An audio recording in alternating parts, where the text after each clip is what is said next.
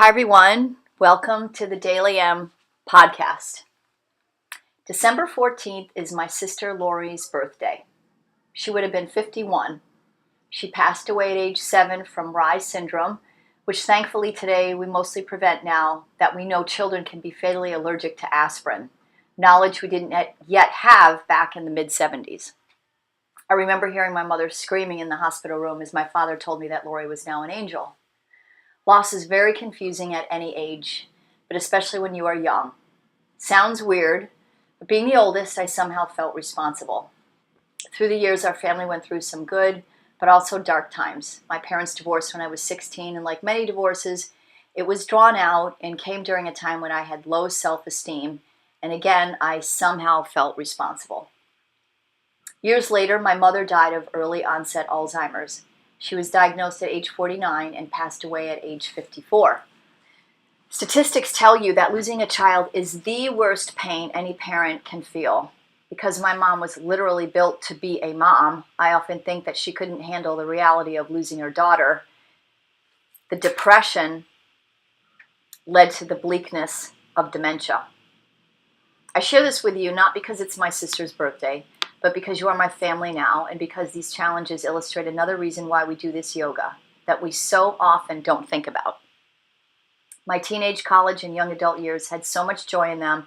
I am blessed to have some of the best people in my life, but I have also gotten myself involved in dysfunction that resulted in abusive relationships and a few Me Too situations. In spite of this, I've been able to adopt the same rose-colored view that my mom shared, and I'm really grateful for that. This inner optimism has allowed me to never give up on people, even in today's landscape. Years ago, back in the old studio, I held a survey asking members why they liked this yoga so much, what compelled them to come and do 90 minutes. The top reason we heard was the ability to get a workout in and meditate at the same time. In other words, members didn't need to go work out and also find time to meditate. It's true. In shelving your mental chatter for 90 minutes, you do get all the physical fitness and therapy you need. You then get to enjoy this good health and mental clarity for another day. I too felt that way. Working out was a huge part of my lifestyle, and I was also very into my work, whatever it was at that time. Finding Bikram yoga was so refreshing to me. I got that hardcore workout that I needed, and at the same time, I calmed my overactive mind and alleviated unnecessary stress and anxiety. All in 90 minutes with one routine, driving to one place, and one outfit. Effective and efficient. But here's the part we need more today and the real reason why I stuck to this practice. Never too old, never too sick, never too bad to do yoga and start from scratch once again. You hear this phrase from our teachers over and over again. In fact, it's written above our yoga room as a reminder that you don't need to be anything other than who you are right now to start and practice. However, we often neglect to mention another wonderful Bikram yoga aphorism. This practice will help a junk body, screw loose mind, and a lost soul. And there it is. That was me, a lost soul. From the first moments of class with Tony Sanchez on Filbert Street in San Francisco, August of 1998, I knew that I needed Bikram yoga in my life. I felt less confusion, less guilt, more sorted and more put together. Thanks to Bikram yoga, I pivoted from dysfunction to empowerment. I also saw a room full of people with the same struggle, and that surprised and inspired me. It's been many, many years now, but I can still see this one man's face struggling to get up in full locust, our airplane pose. I thought to myself, oh my gosh, this guy suffers too. I don't know his story, and I don't know yours. Regardless, if you are patient enough, you'll get a fit body, a sharp, compassionate mind. You'll grow a spirit so loving that you'll come to share a table with others who contemplate life's higher meaning. You'll come to know who you are, the you, which is far beyond the patterns, judgments, and expectations we use to measure our worth.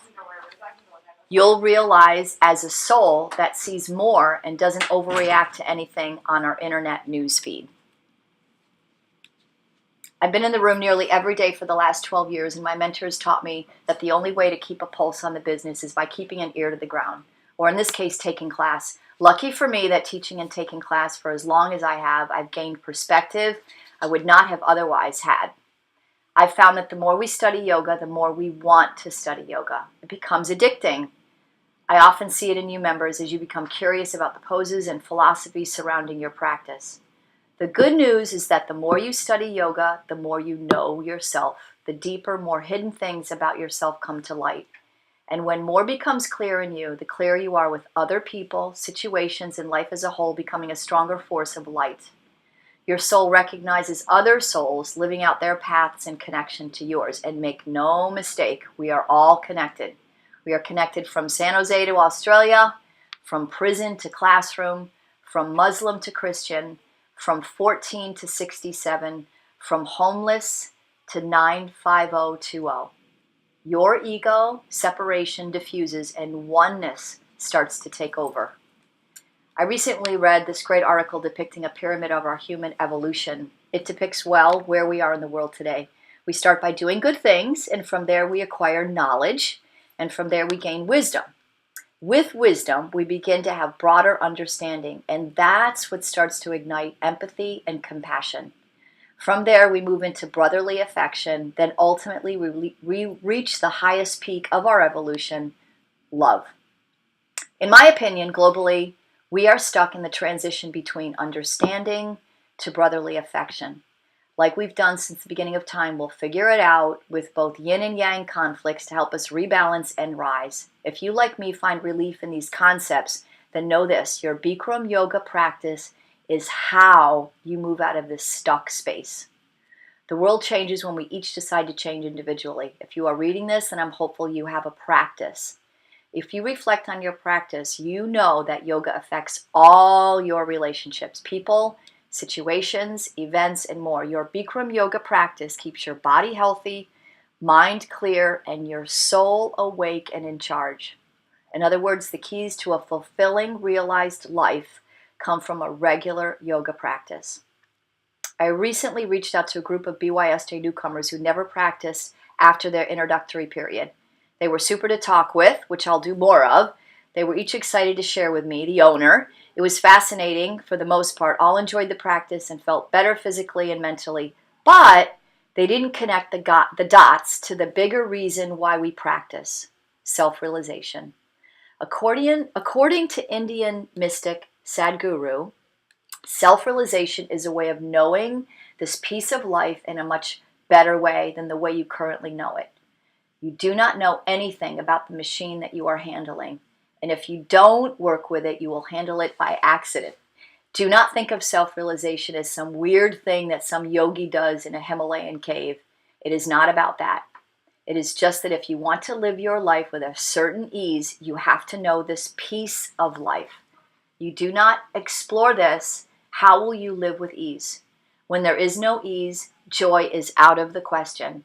Self-realization is not a choice, it's a must.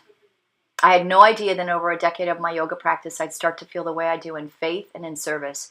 Yet it's through the monotony of the practice that you'll climb to those higher, more meaningful summits of your life. I'm going to challenge you, readers, to do something very big. This something will not only improve your overall life satisfaction, your physical health, and mental well-being, but you will strengthen your inner altruism. My challenge to you: sign up for the 60-day challenge. Our 60-day challenge is coming up January 1st with sign-ups through the 14th. It's 60 consecutive days of yoga, and anyone who has done this will tell you it's one of the, if not the, best thing they've ever done for themselves. Many of you just purchased our special 60 class card, so you have all those classes you need to do it, and many more of you are on our autoplay plan, so you have unlimited access to all classes. We do this challenge as a community at the start of the new year, fresh, with positive and inspiring energy. Our teacher, Dawn, creates beautiful tracking boards for you to post your daily star, keep a journal on your thoughts and feelings each day, and join our special 60-day challenge Facebook group to find friends and support. But most of all, mark your calendar for our 60-day challenge party on Saturday, March the 24th, to come and receive your prize and share your story with so many that you'll inspire. Then keep going. This is why the 60-day challenge was created over 20 years ago, to help build a routine practice that you can tap into for every day of the rest of your life, or at least the rest of the year.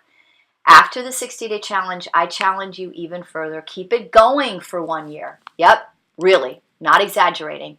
Try to practice every day, but no less than 4 times a week if you can't do every day. If you do, I guarantee you'll go beyond surface changes. You'll experience an everlasting transformation towards freedom. You'll grow in ways you've never imagined, and there will be joy, lots of joy, despite the global turmoil. And still you'll be able to care so deeply, so open-heartedly, that you will become a beacon of peace.